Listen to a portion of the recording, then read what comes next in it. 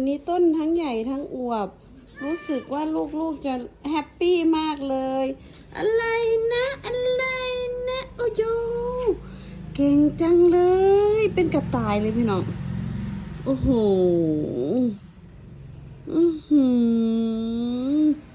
พร้อมเพรียงมาก